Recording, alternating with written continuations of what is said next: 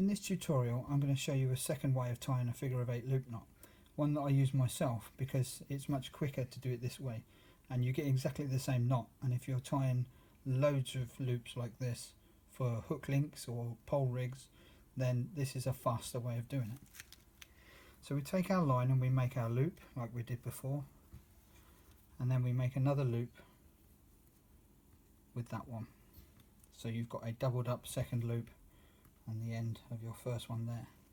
Now the first way we did it was to take the end of the first loop and go underneath the doubled up piece of line, and then we take the end of the loop like that and go down through the hole to tie the figure of 8 loop knot.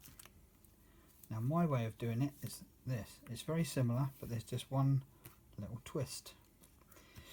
So we take our initial loop, we make our second loop like we did before with the doubled up piece of line.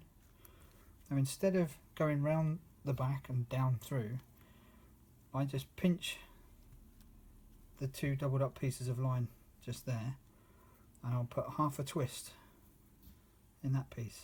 So instead of going underneath, I've actually twisted this loop knot, and then I can go underneath and through, which is a much quicker way of tying a figure of 8 loop knot.